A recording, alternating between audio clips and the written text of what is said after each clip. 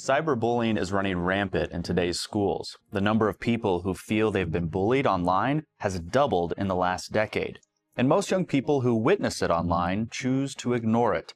So it's difficult for parents and family members of cyberbullying victims to recognize the signs and the mental health impacts in their children, teenagers, and siblings.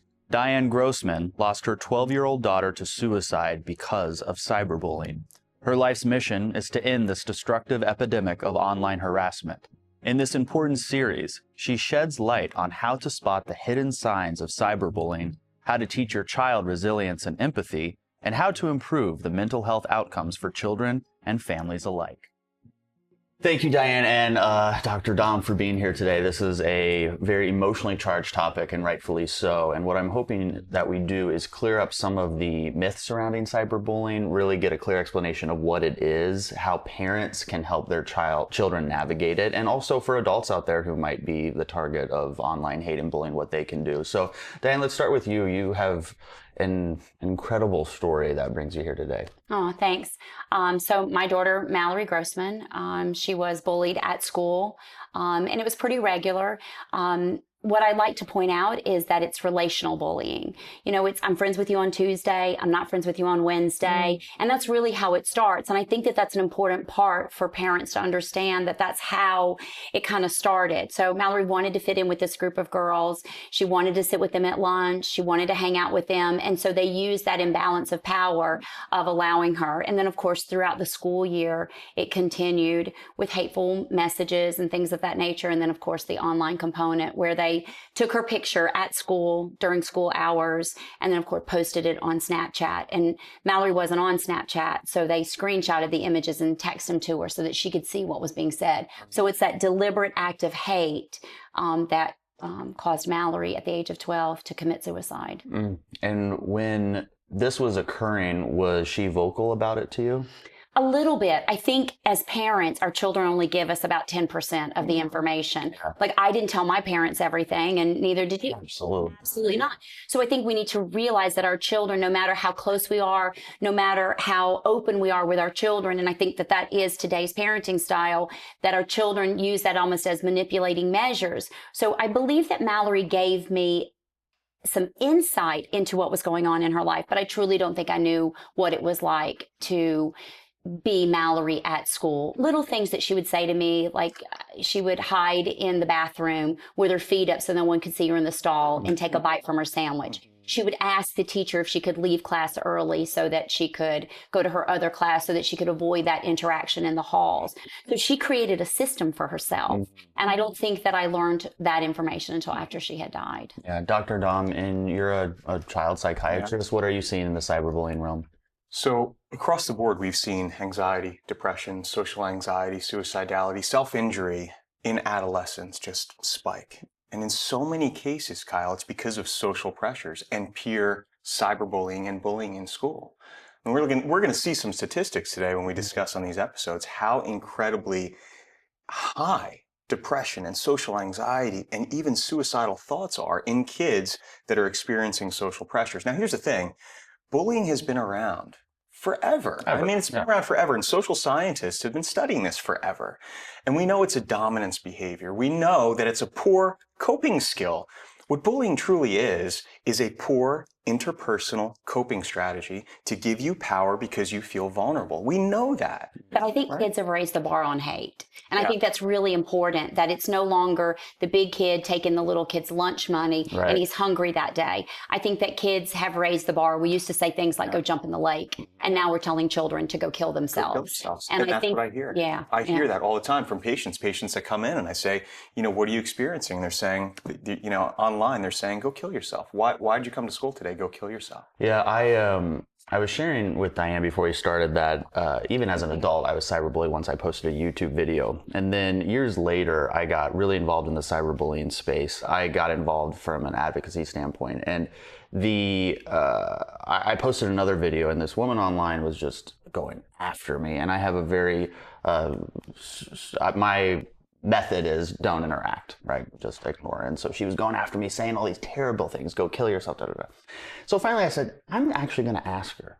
I'm going to ask her, why are you doing this? Just, I get that you're angry at me. I don't know why, but I get that you are. Why are you doing this?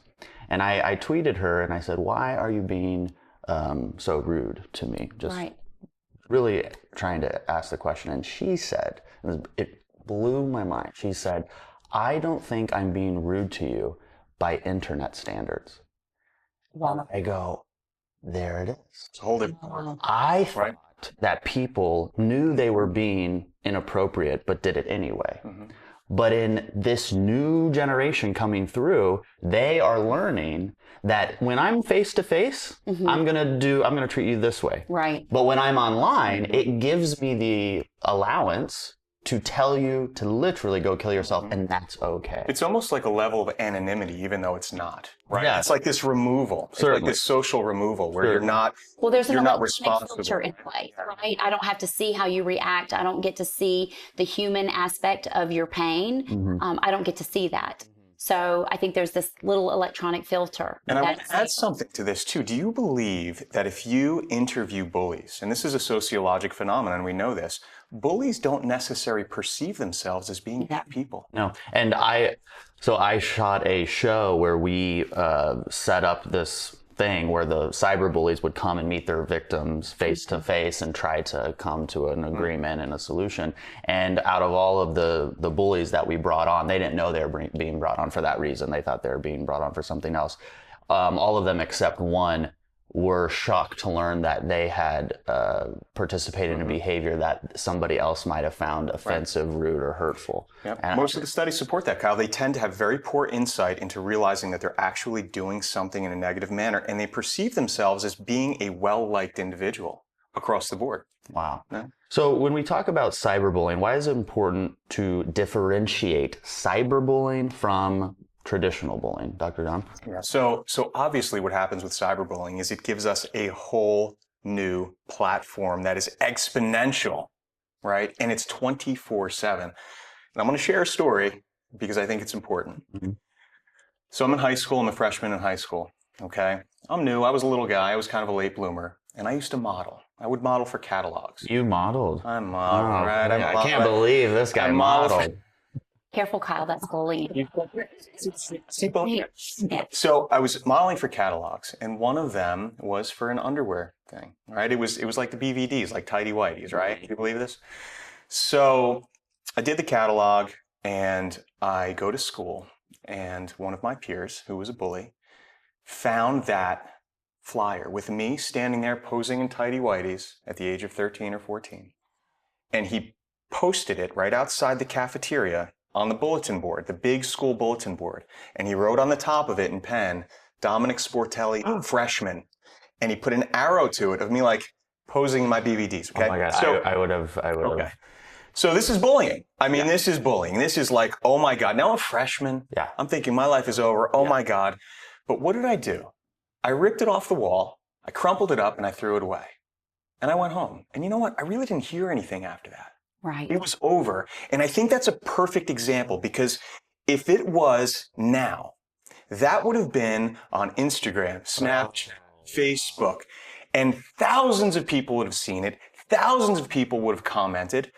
And the next day when I showed up at school, it would have been hard. You would have relived the tragedy. I think over and over and over. I think that's a perfect example. It is. And I think that that's what social media does, is it's not the one person that made fun of you. It's all of their 500 or 600 followers that hate you too. And then of course you pick up, because if the whole world has this perception of you, then your inner dialogue, especially as a child, your inner dialogue will pick up where that person left off.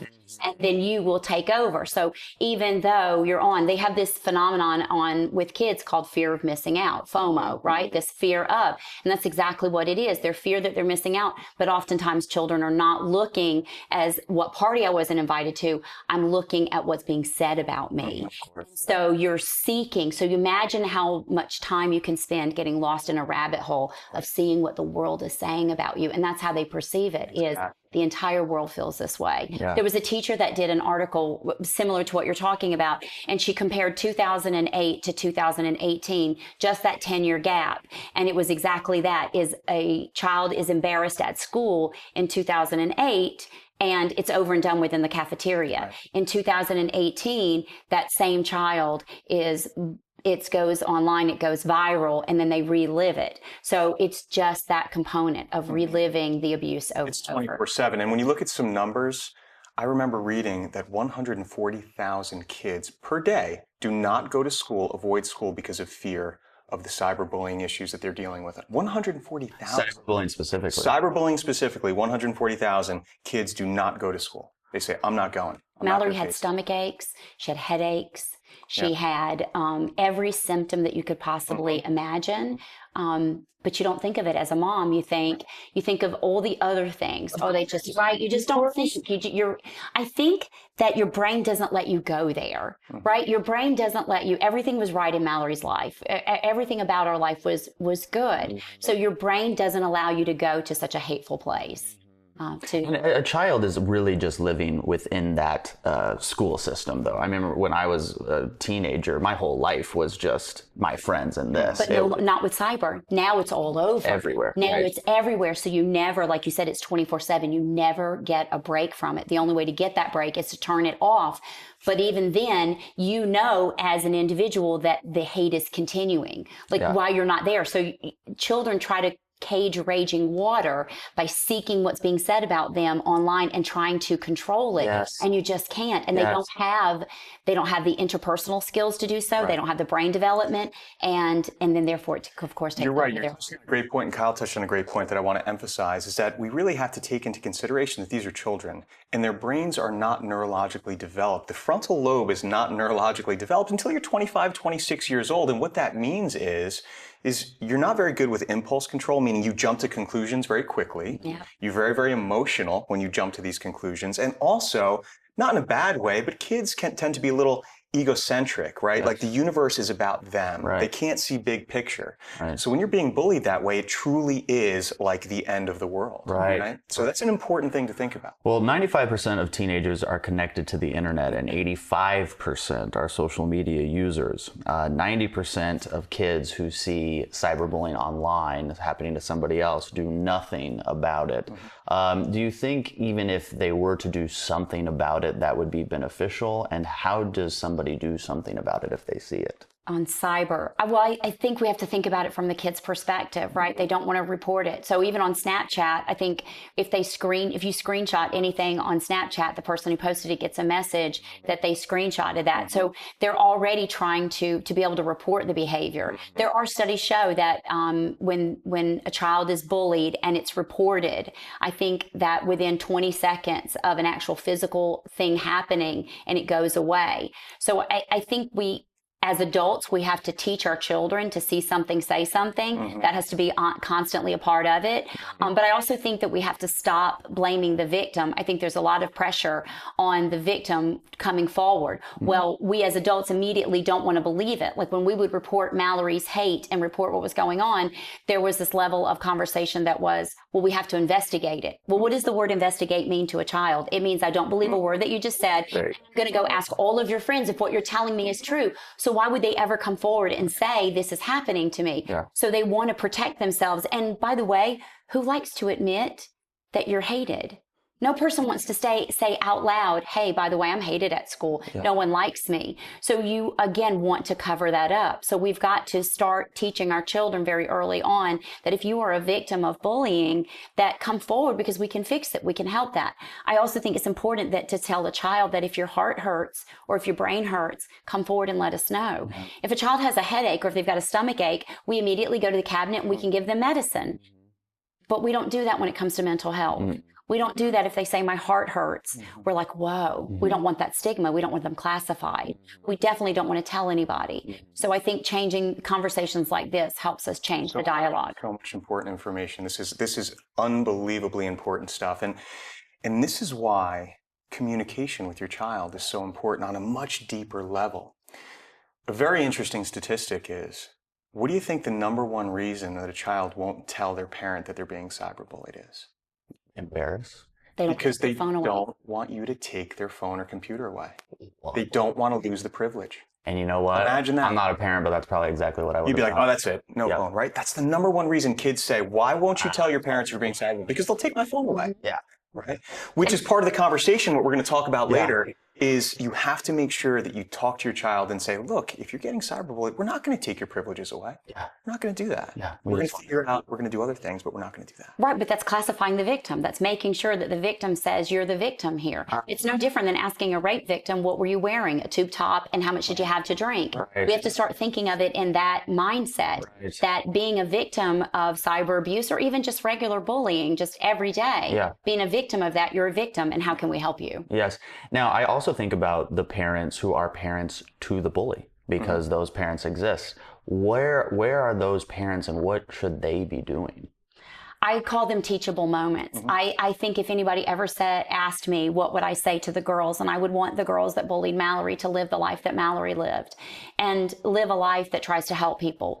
First of all, hurt people hurt. I think that we have to acknowledge that anybody that's bullying someone, as you talked about that earlier, is that hurt people hurt. And so they're obviously going through something. Maybe they're having a home life. Maybe they're having issues. So these are teachable moments. I think if your kid comes home and you get a report that your child has bullied someone, I think that's a great opportunity to talk to your child and say it's a learning lesson, because as a child, right, it's bullying. As an adult, it's hazing and it's a felony. And we have to start addressing these behaviors as children, because when you grow up as an adult, you don't have your parents that can get you out of these issues. These are the problems that they're having on college campuses with hazing, is again, the hazing has raised the bar. But if you look at the definition of bullying and you look up the definition of hazing, they go hand in hand. One is a felony and one's not. It's a teachable moment. It's an opportunity for us as parents to find out that our child is misbehaving and to change and correct that behavior. Love it. And you know I'm a fan of those opportunities, right? We've talked about that a lot in other series. And what Dianne is saying is so important, because if you don't teach these things, studies show that kids that bully tend to go on to be adult bullies in the workplace and things like that, exactly as Dianne is saying. And teachable moments. So this means that exactly what Dianne is saying, there's something going on in that child's life that's making them feel vulnerable and making them feel that they need to overpower another individual to feel empowered, right? Yeah. That's where you have to intervene as a parent. And you can stop this. That's the most important thing. You can teach empathy. You can teach interpersonal skills to a child. You can absolutely do this before it's too late. You know, this conversation reminds me of a conversation I had with Dr. Cheryl Arrett, who just had I had a light bulb go off when she explained the just world theory to me. So I want to have our viewers who are watching this get an inside look at that series. So take a look at this. We like to walk around in the world, thinking of the world, we call this the just world theory. We like to walk around the world feeling like the world is basically a predictable, safe place, and what goes around comes around, and if you're a good person, basically good things will happen to you. And that's something that we hold on to, most people, in order to feel like we can get out of bed in the morning and function. When somebody comes to you and tells you that they have been sexually assaulted, or that some trusted family friend or family member has been sexually abusing them, or things like that, completely explode the whole just world theory and the whole sense of the world as predictable and knowable. So what happens is that's very threatening for the people who are hearing about it as well. And in order to try to calm that down and put the genie back in the bottle, people tend to even unconsciously look for, well, there must be something that you did or you didn't do to cause this. So I can hold on to the just world theory and continue to see the world, you know, for the most part as a predictable and safe place. And I don't have to feel the magnitude of this. And they don't even know that they're doing this, but this is generally where it's coming from. And what I get from that is that so many people, maybe not consciously victim blame, but on an unconscious level they do to protect themselves. Exactly. And that's what's called a defense mechanism. And we all have defense mechanisms as humans to try and help us get us through the difficult times. And we tend to justify things, and it even sometimes to the detriment of others, right? Yes. We call these positive coping skills, negative coping skills. And the just world theory can be a negative coping skill because sometimes it ends up putting blame on others to try and justify why it's not going to happen to us. Right. It makes us feel safer and more comfortable in those ways. But just being aware of that, I think, is important. Just having that awareness to say, wait a second, am I doing that? Yes. Right? Take that second. There is an element of resiliency that's expected. While we're victim blaming, we're putting responsibility onto the victim that they should have behaved a certain way. We expect resilience from someone. We expect them to be resilient. Well, maybe they haven't had a life journey that allows them to be resilient. So I think that we have to understand both sides of that our own victim blaming is also putting responsibility onto a victim that they may not have had knowledge at that time. It's making everything worse. Exactly. So I think that's what happened with Mallory. Why didn't she defend herself, or why didn't Mallory behave a certain way? Right. Maybe she just couldn't. Her life experience at the age of 12 didn't allow her to combat the type of hate that was thrown at her. Yes. So we have high levels of expectations as adults on children when they're not there yet. Right. It's so critical that people get that. Yeah. Yeah. Dr. Dom, are there certain demographics that would be more vulnerable to bullying? Yeah, so the studies do show. Now, interestingly enough, right, the studies show that ethnic, racial, religious minorities are a little bit more susceptible. The LGBT community, for example, kids that have learning disabilities, kids that have special needs, right? However, there are also studies that show that there really is no discrimination. There are so many kids that don't fit any of those minority criteria that are targeted. It's about the bully and who the bully feels threatened by in some way, shape, or form in their social circumstance. And it could be because you're pretty. It could be because you're more athletic. It could be because a boyfriend or a girlfriend. It could be so many other things. But we do see those minorities tend to stand out a little bit, right? Because they do stand out, unfortunately, right? Here's the struggle I'm having is, what's the difference then between teenage drama, which is gonna happen, she likes my boyfriend, blah, blah, blah, blah, and now we have an issue of cyberbullying and this could get real. Like, where is that line? Well, I think it comes down to the resiliency that our children lack some social skills and they're unable to overcome. So I think that the teenage drama, it stays the same. Obviously, it's elevated even more. So the abuse continues after school. But more importantly, so sensitivity is the number one characteristic for children who self-harm. So, and I say self-harm because not every child who's bullied dies. Right? They hurt themselves, and there's children are finding new ways to self-harm, and they're also watching mommy in the kitchen, that when mommy's hurting, she pops a pill. So they've learned this, have overcome. But I think understanding that the victim, the person is absorbing it, they continue the abuse, they continue. So there is teenage drama. But I think when it continues online and it continues, you pick up where they left off. I don't think it's just one thing. I think it's lots of little things that add to that. Does that make sense what I'm saying? It does. Yeah. It's the manifestation is different too, right? Because now they have that platform to continue it at a much higher level. Right. Right. And again, it's social skills. It's understanding social skills. When children, and resiliency is such an important word here. Resiliency is such an important word. Kids need to learn social skills, empathy, and how to deal with adversity and come to a conclusion. And that's why when we talk about how to tackle this whole bullying issue, it's about curriculum that teaches kids these things, long-term curriculum. Well, you've got Ivy League schools that are teaching things called emotional intelligence. Right. So if we can recognize that emotional intelligence is an important key of not worrying about what someone thinks about you. But we learned it as children because we were forced to socialize with people who didn't like us. We were forced to have an interaction. And as we grew up, we learned how to have a relationship. You know, whether it would be teachers, whether it's professors, whether it's relationships, we learned how to break up appropriately and how to still, respectfully agree to disagree, right? How many times do we say that? Let's agree to disagree. Yes. That's okay. Our children are not learning that. And they're not learning that because they spent their life like this, right? So they have no interaction as to how these words will land on the canvas of who you are. Did you guys get that? That is it right there, what you just said. That is it right there. And I really want parents to rewind that, watch it again, because what the disconnect is that no matter how much we read and understand, we can't fully understand what our kids are going through. And you just spelled it out. This is the world. Yeah. This is the world. And so how else would they know unless you start to implement the strategies that we'll talk about in our next session. But that was beautiful. That was perfect. Thank you for that. Dr. Dom, what are the mental health impacts of cyberbullying if it goes unaddressed? Unaddressed. Social anxiety. Yes. Over 40%. Yeah. Depression in the 30% range. Yeah. Suicidality Yeah. in the 25% range. Self-injury.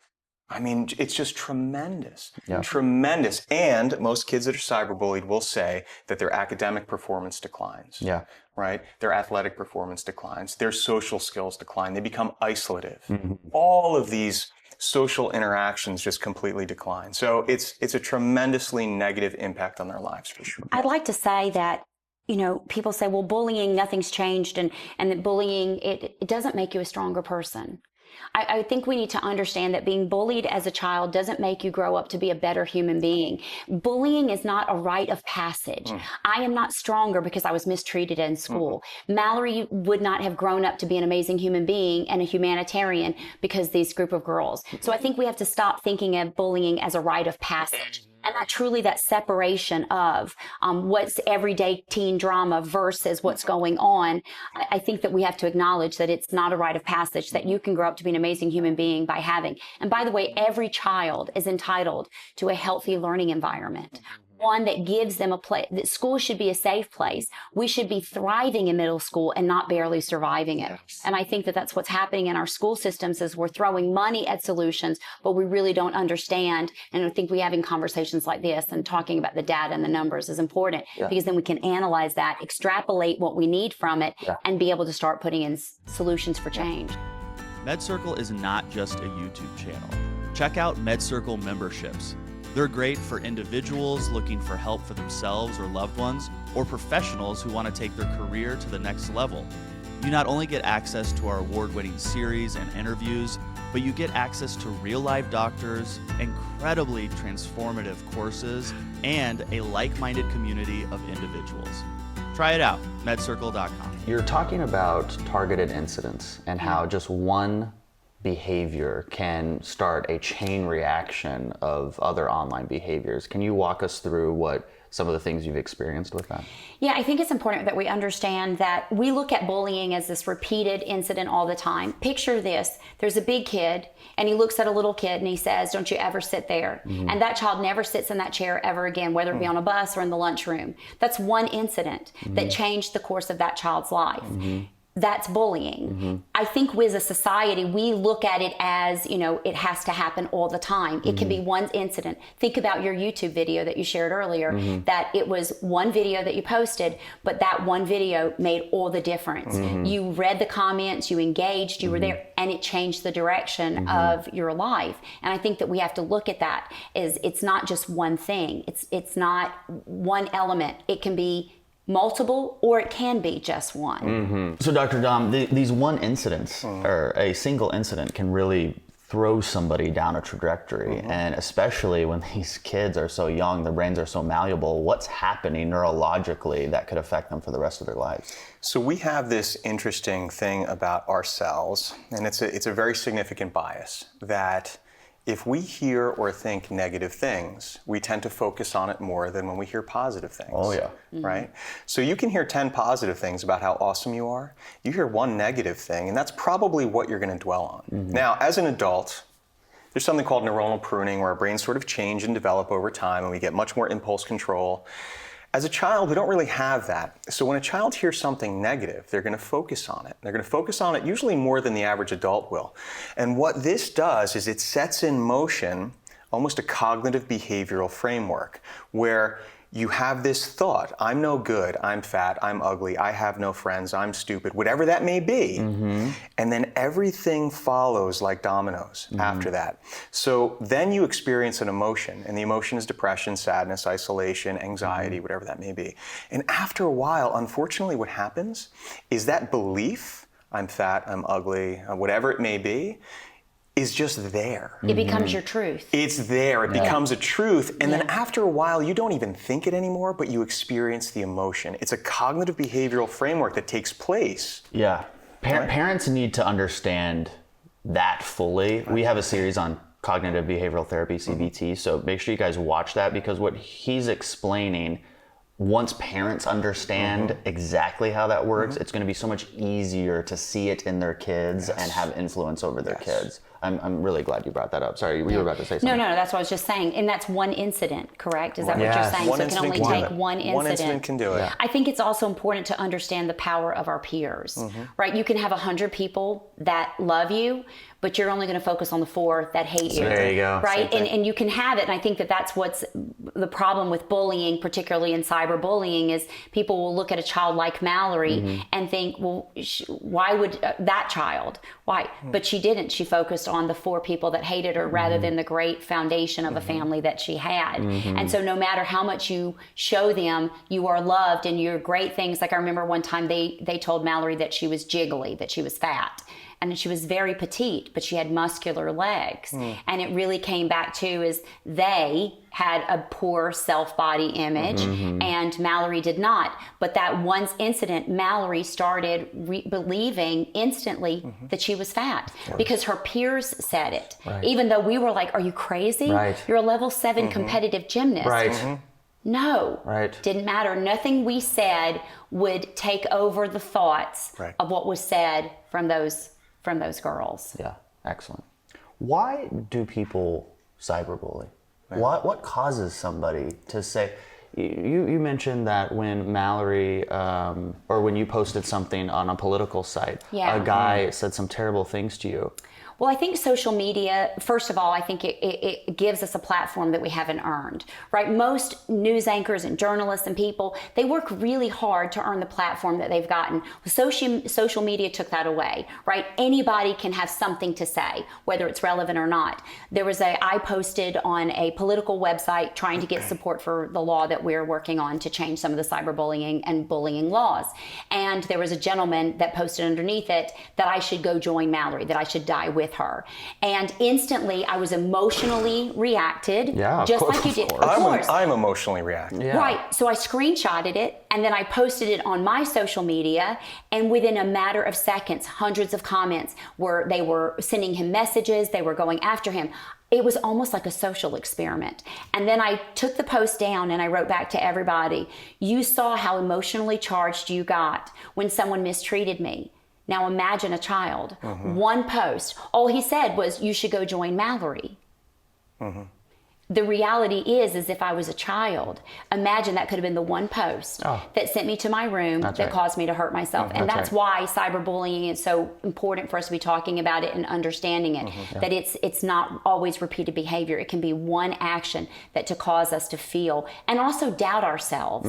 I doubted myself in that moment. I completely doubted myself. I looked at that and goes, well, maybe I should go join Mallory. Maybe I should, but that's your inner dialogue. I get it. Dianne is saying something that I need to emphasize, is that when it comes to bullying, the problem is when the child or the individual starts to believe what the bully is saying.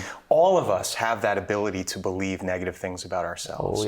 And when we hear it externally, whether it's on a media forum or in person, if we believe it, even if it's a little bit, it blows up in our mind. But I understand, and I know we're talking mostly about kids. I understand kids bully to a degree because of some of the things we talked about in the first session. They're just not developed. It's part of whatever. But I don't understand this adult. Why would a grown person use that platform that they haven't earned to tell Dianne that? For the same reason. For the same reason. Something that Dianne did made that individual feel vulnerable and emotionally charged and felt that he needed to attack her. He felt vulnerable and emotionally charged. Something about that, whether it was the political motivation. I don't think I'll ever understand that. Whether it was the political motivation, something about you made him feel a little less of a person, and he needed to feel dominant. I think there's a little piece of us that we don't feel heard. I don't know what created, and I think social media has created an opportunity for us to have a voice, and we're not necessarily being heard, and I think that that's about us turning inward. I think we're turning outward to be heard, and I think that, for me, that's where the advocacy has come in, is it's allowed me to turn inward. Rather than trying to prove that Mallory was bullied or that this happened, it's really about being a part of the solution rather than adding to the problem. And I think a lot of people want to be heard. And I look at that individual, and that's exactly what I see, is that he obviously has something to be said for whatever reason. He has this reason, and so it's easy to go after someone that you don't know anything about. So I like this idea of turning inside to be heard. Can you explain that more? Well, for me, that's what I do, is that I don't need the world to love Mallory. I don't need the world to understand that she was bullied. I know my truth, right? I know my truth. Ooh, that's powerful. Yeah, I know my truth. That gives you the power. Yeah, it does. And so it allows me to turn inward. Doesn't mean I don't have bad days. Doesn't mean that I don't, but I think that it's allowed me to focus on self-education and learning, and self-education is powerful. When you know the stats and you partner with people who can explain what happened to Mallory, but turning inward. And I think that we're so busy as a society turning out. It's almost like when something bad happens, we love the tragedy, we love the train wreck, but then we don't look at the aftermath. For me, I'm still dealing with the aftermath of it, and I turn inward for that. And it's the reactivity of it, right? It's the reactivity of it, because when we try to teach kids social skills, interpersonal social skills, and empathy, one of the first things that you try and teach them is to, when they experience an emotion and they want to lash out, is to stop. Think for a second. Just stop and think. And think about social media. We don't have to stop and think. No. You hear something that gets you angry, you go, oh, blah, blah, blah, blah. Correct. It's right out there. So there's no processing. How do we teach our kids to stop and think? Digital responsibility. And how do we do that? We, just like we used to, I remember in typing class, right? I had to learn ASDF, JK, Mavis Beacon. right? Exactly. You had to write it, the quick brown fox, whatever. I think that we have to evolve in our education and understand that do not press send is an actual movement, right? Teaching children to wait and pause to send. It's okay if something, we even have this rule in my office that we're not allowed to send an email when we're upset. You have to wait the 24-hour rules. Good rule. It's a good rule to have, but you have to start teaching that. So digital responsibility. I know that Connecticut just recently passed 3 laws that require school systems to educate around digital responsibility. I think we have to teach our children, just like we taught them how to type and we teach them how to cursive write, we have to teach them digital responsibility. The device in their hand is not a phone, it's a computer. So we have to change the language, right? You change your language, you change your game. We have to change our language around it. It's not a phone, it's a computer. No one makes phone calls on it anymore. They text, they send, and by the way, the real white van, the one that people are worried about when they call 911, the real white van is the one in your child's hands. This conversation is around, predators reaching our children having access to content information that they're not mature enough. No. Digital responsibility has got to be infused, just as important as math, science, and social studies. We have to start educating around these devices. So the parents watching this are going, all right, I'm ready. My kid's 10, they either have a phone or they're about to get a phone. How do I teach this? Well, for me, first of all, the phone or the computer, it's their mall. It's where they hang out, right? Yeah. We would go to the roller skating rink or we'd go to the mall and we would hang out. That was our social. Their phone is their social. What does the mall do at 9 p.m.? Shuts down. It closes, right? So the mall closes. So the first thing that parents can do is start parenting around this digital device. They can put in an electronic contract. What do we expect in our home? These are the expectations. This is how you behave. This is how you treat it. The phone is not an alarm clock. Go to Target, go to Walmart, get yourself an alarm clock. You have to start incorporating some old skill parenting back into what you're supposed to be doing and turn it off. Teach your children that they can have. Imagine this. If the first thing that they see before they go to bed at nighttime is a life that's perceived better than theirs, and the last thing that they see at night is a life that's perceived better than theirs, then how can they ever appreciate the life that they have? Sure. Look, we have to look at it as parents. We have to teach kids that phone, that computer that you're explaining is a privilege.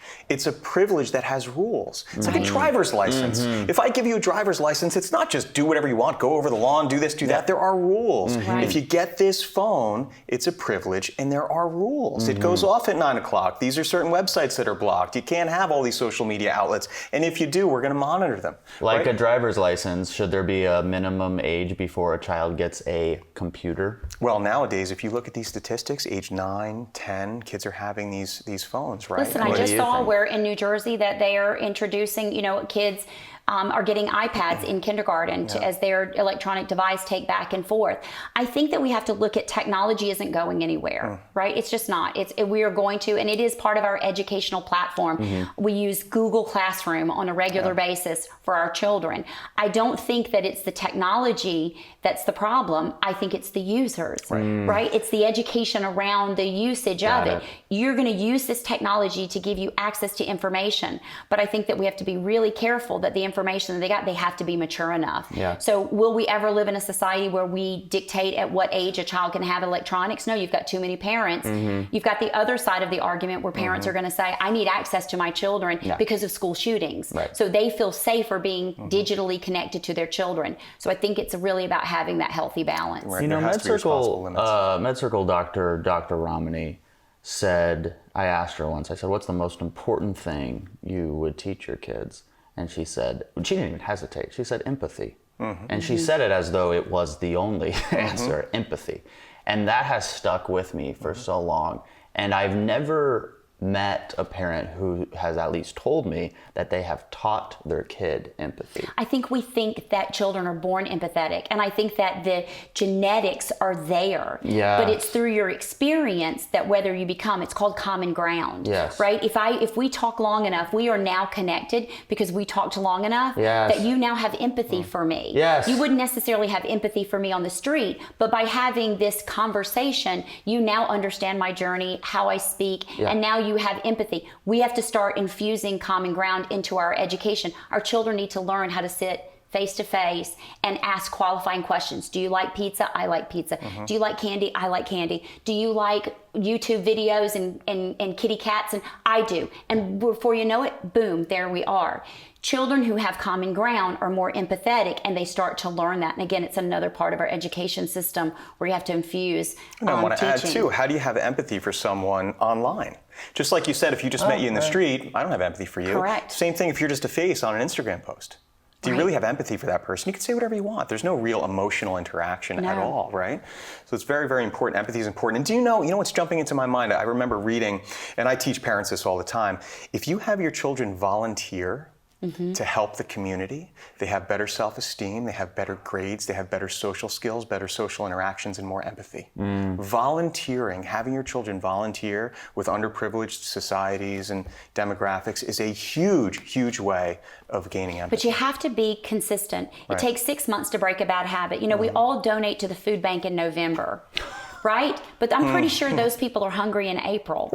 So if we're going to teach... I felt that one. I was like, oh, guilty. Guilty. So we all do it. So we have to remember that our children are watching that. So if we're going to embrace, when you talk about volunteerism, if we're going to embrace food banks, then we've got to donate to food banks every month, every day, because they're hungry every day, just like they are. So it's important that we take volunteerism, but we don't do it. Again, this goes back to the inward reason. Why are we doing the volunteerism? We're doing it for ourselves, but we've got to do it with purpose, and we've got to teach our children to do it with purpose and to be very deliberate in our behaviors. Those are both really great takeaways. Now, I want to shift a little bit here and really get specific with signs that could indicate that a parent's child is either being bullied or doing the bullying. And this may include language that are used on social media that the parent isn't used to. Do you guys have any insight on that? Yeah, I think so. First and foremost, the foundation of this, and this is for general parenting, is know your child and be aware of what they're doing. Be aware of their friends. Know their friends' parents. Know their peers' parents. Know the families. Know the schools. Be as involved as you can without being the helicopter parent or the snow plowing parent. Just know your child and have a good open line of communication as best as you can without judgment and criticism. Okay? That's the foundation of everything. Now, if you know your child, obviously you're going to be paying attention to their habits, right? Their dress, their style, their peers, their bedtime routines, their eating habits, all of these things, right? So the most important thing that I can say from a child and adolescent psychiatrist's perspective is when you see change, and it's usually pretty sudden change, it's a red flag, Big right? time. So something changes. Now, we look at these things in cyberbullying and we say, okay, all of a sudden the child is more isolative. They're in their room, they're not really coming out, they're not talking to you as much. Their peer groups change, they're hanging out with different friends. Maybe they're not hanging out with friends as much, they're not being as social. The number one thing about cyberbullying is that they stop using their devices. So when a child suddenly just doesn't want anything to do with their computer or phone, that's a red flag. Supposedly that's the number one sign. Wow. But you also want to look at things like the way they dress, because if they change peer groups, they might change their whole persona, right? They might start, becoming goth or something. Because wait a second, something's going on here. So the point is just pay attention. Appetite changes, weight loss, weight gain, sleeping habits, change in persona, change in peer groups, suddenly not using their phones or their computers. The other thing is being very secretive about, so on the other hand, if you walk into a room, and this is kind of obvious, right? And I've actually caught my kids doing this, and it brings up a very important conversation. I walk in the room and the laptop gets shut, and I'm like, oh boy, that's like, whoa, what just happened here, right? So that's a conversation, but the conversation can't be critical. It's not, what are you doing? What are you up to? It's like, hey, what's going on? I noticed that you shut your computer. Listen, it's all good. Let's have a talk about it. Do you feel that something's uncomfortable, or you feel like you don't want to show me something? In a good way. Right. Let's start a conversation about it. Mallory's was very subtle. It's hard to talk about because I'm really educated in hindsight, but when you're living it, right? When you're living it, it didn't seem as eye-opening for us. The lunchbox would come home full. And Mallory was very thin and very petite. And so, but she quit gymnastics. Now, she had a good reason to quit gymnastics. It was becoming too competitive, and she had an excuse. And she said, I want to be more active in school. So I listened. I thought, oh, she doesn't want to do gymnastics anymore. So she quit gymnastics, but she replaced it with cheerleading. But I could see that she, like you said, wasn't eating as much. Lunchbox was full. She was definitely moody. But some of those signs can also mean everyday adolescent, that her body was changing. Right. So I, of course, as a mother, just said, well, she's going through puberty. This is it. There was also things that she would say that, she would bring up scenarios of why she doesn't have any friends. Nobody's available. I don't have friends. Nobody can come over. And now that I sit back in hindsight, I can look at that inner dialogue of what was going on. It wasn't like her clothing or outfits changed, but I did notice that she didn't want to wear the things that she got for Christmas. She deliberately, things that she loved in the moment, but as soon as she got to use them at school, it was like, no, I'm not going to wear that to school, or that's not really what we wear to school. So I look back on that and think those were those signs, but they would also be signs for everyday adolescence. But if you had perceived those signs, I don't even want to say accurately, but if you perceive them as, okay, there's cyberbullying going on, what would you have done differently?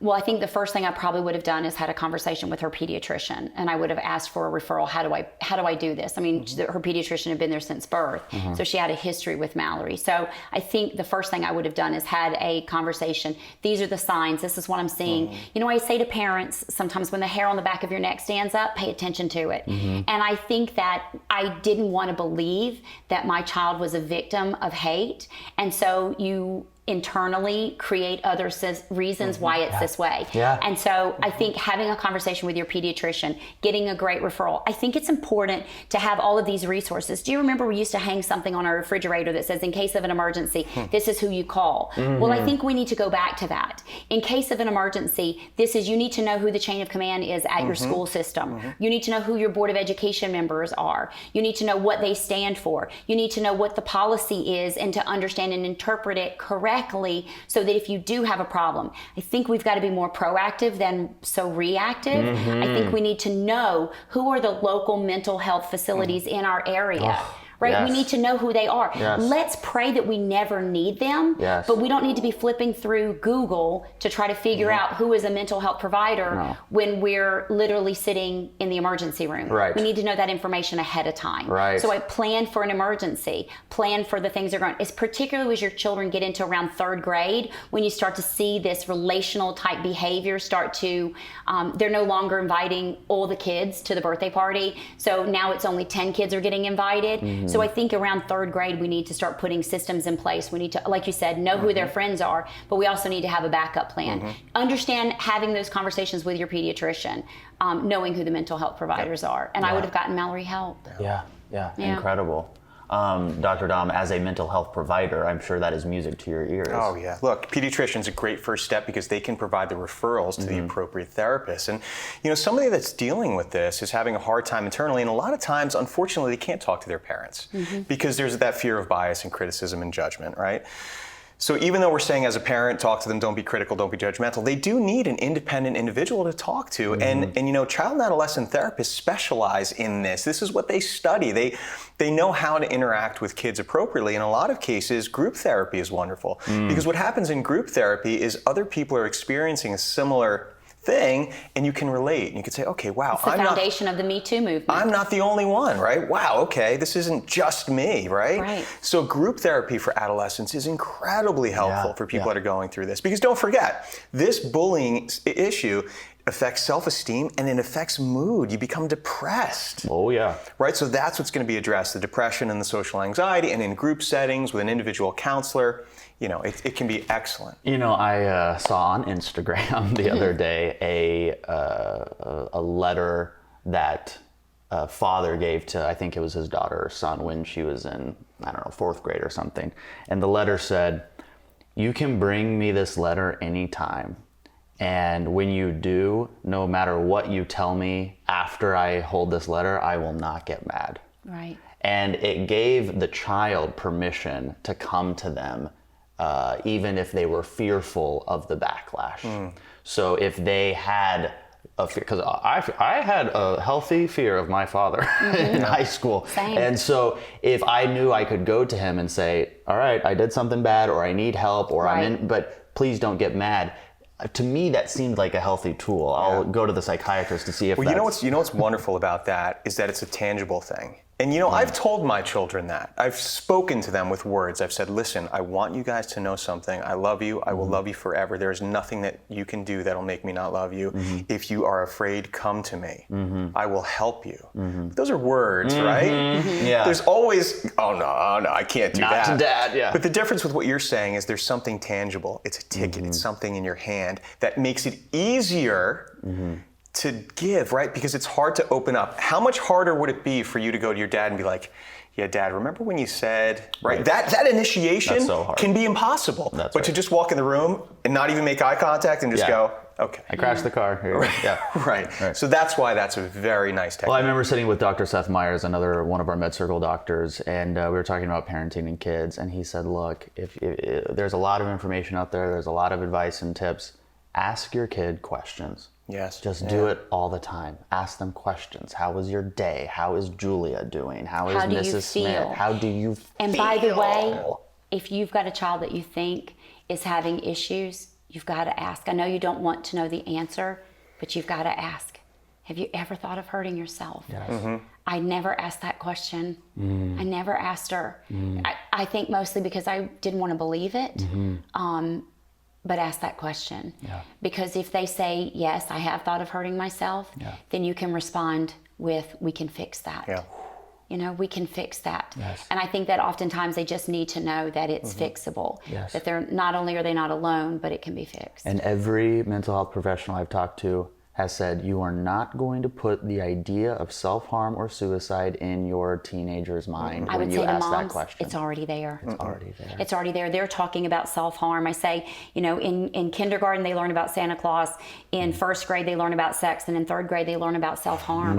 And so we need to know that that if you're asking that question, they've thought about it. That's right. That's right. I want to add something to what Dr. Meyers said too. And ask your kids questions, but it's easy to say that, right? And I've given that advice, and it's wonderful advice, but I want to add something to it. Having 3 boys myself, age 5, 9, and 12, they come home from school, how was your day? Fine. Anything good happen? No, right? It becomes a very rote thing.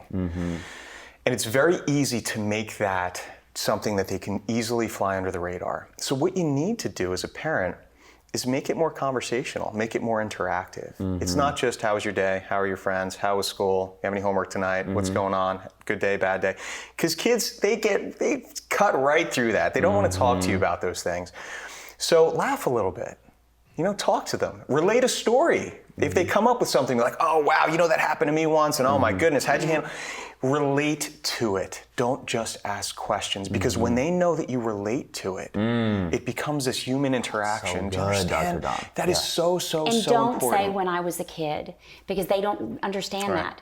They don't say when I was a kid, this is how we handled it. It's not 1980. We can't parent. They don't understand our world. And by the way, this is the first time where a generation is smarter than us when it comes to technology. So we have to use reverse mentoring to allow them to teach us a few things. In order for us to be able to parent in this world that we're unfamiliar with, such as the cyber, we have to allow for reverse mentoring, allow them to teach us a few things. Wow, I love it. I love it. Big stuff. And that's such an important point, because, and I want to use a little example. So my little guy, Zach, had some sort of performance at school. He turned white as a ghost, almost passed out. They took him to the nurse's office. And he comes home and he goes, Daddy, I think I have performance anxiety, right? And I was like, oh, what happened, buddy? And he explained, he's like, I got white and I got dizzy. It was so scary. And I said, Zach, I go, do you know the first time I went on TV that happened to me? And that was just, I'm going to tell you exactly what happened. But the more I do it, I feel better. And we talked about it and we related to it. And now he's fine. He's okay. He does it. And I'm like, it's okay if that happens, and we relate stories, but it's not like when I was a kid. It's like, hey, this just happened to me last week. Right. So that was a very important point. So good stuff. Well, I love this insight that you guys are both bringing as parents, but also professionals and experts in your field. This is great. If you're looking for expert guidance and community support on your mental health journey, consider a MedCircle membership. Explore your membership options using the link below this video or visit medcircle.com. Dr. Dom, I'm going to start with you. What role could siblings play if their brother or sister are dealing with cyberbullying? Yeah. Support is probably one of the biggest things that can combat bullying and cyberbullying. Feeling supported. And I want to tell a quick sort of anecdote that if an individual in a school is being bullied, and this is in person, and a peer stands up for the person being bullied, the bullying almost always stops. Isn't that incredible? Yeah. Almost always stops. Just by another peer standing up for them. And that, if you think about the psychology of bullying, it makes perfect sense, because the bully is empowered and they're going, oh, well, I guess what I'm doing really isn't empowering me, because you're removing the imbalance of power. Removing the imbalance of power. Yeah. Right? So I want to take that and I want to bring it to siblings. Now, siblings are tough. I have 3 boys, right? It's hard because they can be tough on each other no matter what. But I think the important thing is teaching empathy and kindness between siblings. How do you do that? And I mean, how does you do that with your kids? Examples, constant examples. So when they're fighting, it's not just criticizing, arguing, and punishing. It's taking the time to talk to them and be like, wow, you know what you just said? Think about that for a second, how much that would hurt your brother's feelings, and what he might be thinking if you just said he's ugly or he's terrible at that sport, right? Just think about it. Like, what if he said to you, you're terrible at the drums, Dom? I mean, like, that would really make you feel pretty bad, right? I mean, just teaching, bringing it back to them and sort of having them process it. It's all about stopping and processing. And that's where things like mindfulness come into play, right? Being able to stop and process. And that teaches empathy, right? So you can use siblings to do that. And then feeling supported by your siblings is just like having your peers support you and can stop that bullying. Because one of the biggest things that happens to someone that's being cyberbullied is they feel completely isolated. They feel isolated and misunderstood, and they start to believe everything the bully is saying. Right. Right? So the more outside individuals that can come in and say, and get that cognitive framework that, no, this isn't the case, and this is really what's happening, and I got your back, and it's all good, and right? I think I would have liked to have so powerful. I think I would have liked to have taught Mallory how to go to her sister, like knowing that I thought that I could fix all the problems. Right. I think one of the things I could have done better as a parent is created scenarios where Mallory felt empowered to go to her sister and confide in her. What is their age difference? 2.5 years. Okay, so close. So,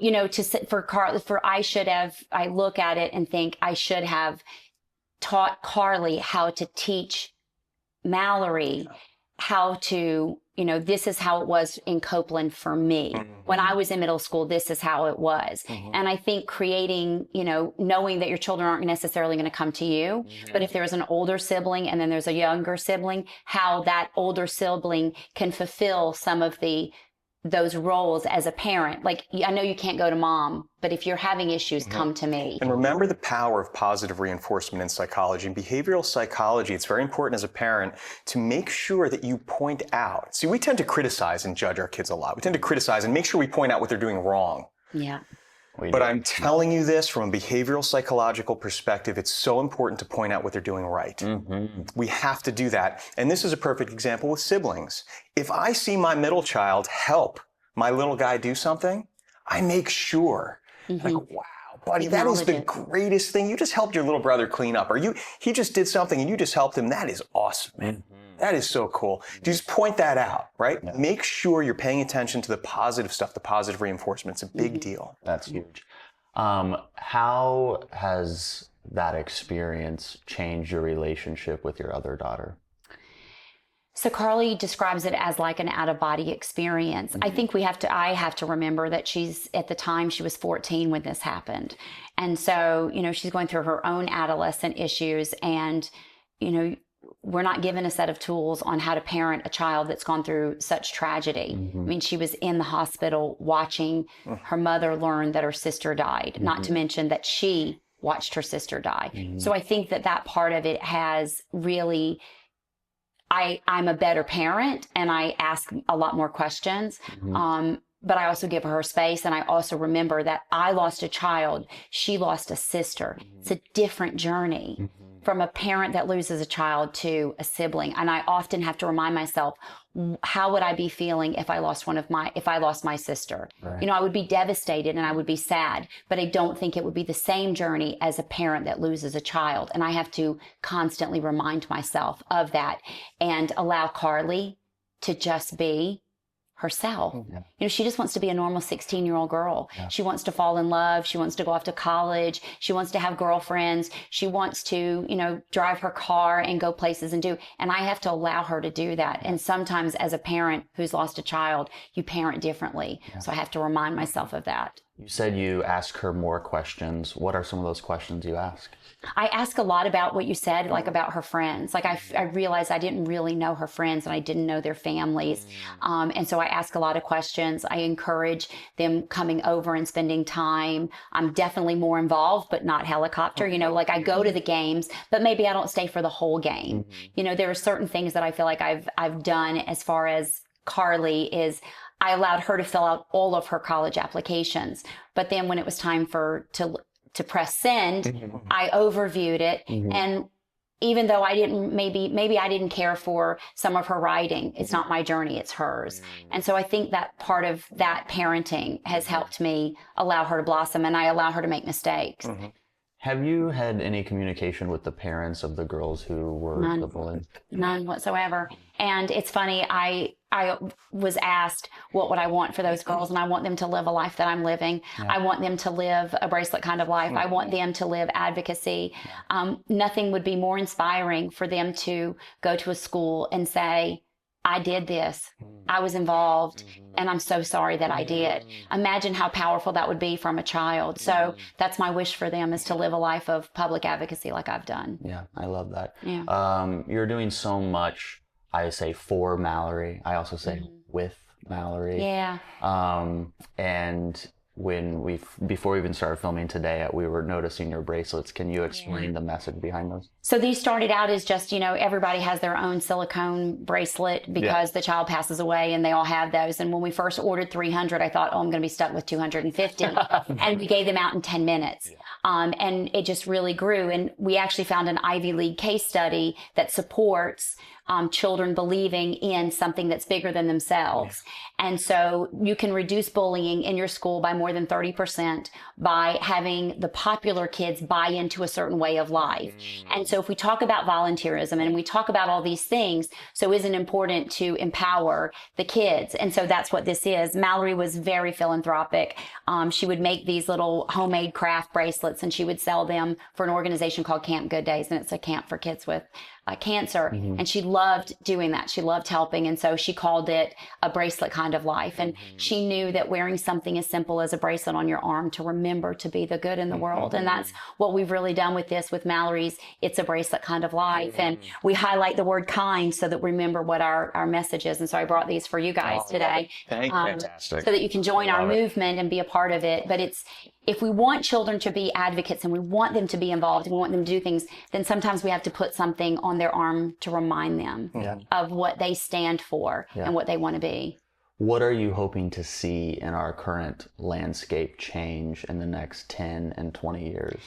Well, I think our education platform has to change. I think the way that we educate today's children, I think if we started psychological type education as young as kindergarten, right? If we started teaching children how to embrace their feelings and what's hurting as young as kindergarten, then when the hormones kick in fourth and fifth grade, then they're aware of them. They go, oh, I remember we talked about this. It becomes normal. I think behavioral education, emotional intelligence is just as important as math and science. So I think that has to be a part of it.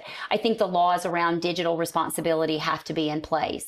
I think that, the app companies that develop these apps and solicit children, they make billions of dollars off the backs of our children. So all I'm asking that they do is infuse those billions of dollars back into their community and recognize that it does create an addiction and that they have to be a part of that. So I'd like to see that happen. I think I'd like to see us become a more mindful, and while we're becoming diverse, we also have to become an accepting society and really teach our children that we have more in common with individuals than we understand, and to, put that phone down.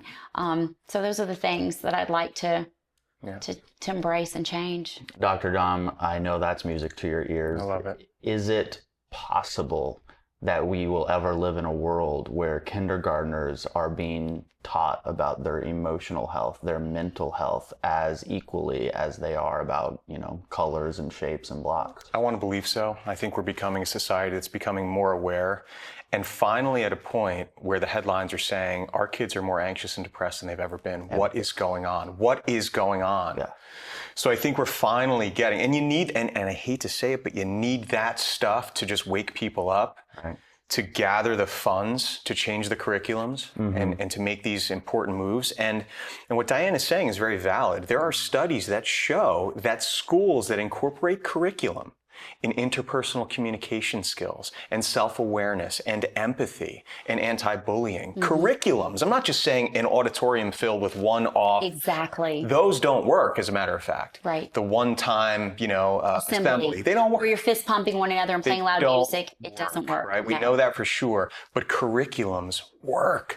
Mentor programs work. Right. So this is starting to happen. And let's just hope that wave keeps going, because I think the pendulum is shifting. I think I do. I actually really do believe the pendulum is shifting in that direction. I think you are having school systems that are adopting this. You are seeing Ivy Leagues adopt emotional intelligence, and I think that's a trickle-down effect. Unfortunately, I don't think it's going to happen fast enough, and I think for every week that we waste not passing legislation that changes our anti-bullying laws, I think every week that goes by, we have the potential of losing another child like Mallory. That's what this is for, guys, because what's happening is that our technology is outpacing our social ability to understand it. That's true. Right? The technology is getting so advanced that socially as a society, we're kind of like babies to it, and we're doing stupid things with it, like this. So in the interim, this is what we need to be doing. We need to be educating people on MedCircle and forums like this to intervene now. I also think the pendulum is shifting within the children, within our high schoolers. I have been very surprised when I've met a lot of high schoolers on how empathic they are and how Well, look at our person of the year. Right? Yes, Greta, right? Like, she's our person of the year. We're finally acknowledging. Carly wants to go to law school, and she said all she wants to do is work for the Innocence Project. There's things that I do believe that this generation are becoming very advocate driven. And I think that that's extremely important, that they will do that. But I don't want them to get so focused on advocacy that they forget the other side of it. So we've got to be, that can be a slippery slope as well. If we spend so much time on the empathy side of our life, then we ignore the everyday systems. We have to be very careful. It could be a slippery slope. It's a very important point. Now, you have suffered what is every parent's nightmare. I mean, an absolute nightmare. Yep. How are you doing it today? I have an incredible support system. First of all, even though, he's here and he doesn't say much, my husband's amazing. He really is. I think he allows me to be me, and I think that's extremely important. There's a lot of parents that will say, I don't want any parent to feel the way that I feel. There is some truth in that, but speaking out and doing so, I think it's more than that. It's more than just keeping Mallory alive. I really do feel that there's a lot of children out there that feel like Mallory. And if I can be their voice and I can talk to parents like we're talking here today, then I feel like that we can do something and be better than what we are today. So for me, it's also healing. It's extremely therapeutic to do good in the world. It's extremely helpful. It allows me to say her name. Without you don't realize that you spend so much time naming your children. Like, their name is the most important thing when you introduce them to the world. And then when a child dies, that dies with them. So Mallory, it allows me to say her name and continue to do so. I just wish I could live this life with her here. Right. Imagine that. Imagine if I was able to live this life and she's here. Right. So. Right. I'm going to start crying if we keep talking about that. Thank you both for doing this. These are the conversations I dreamed of having when I got involved with MedCircle, because you're not alone. There's a lot of parents out there who are struggling with stuff.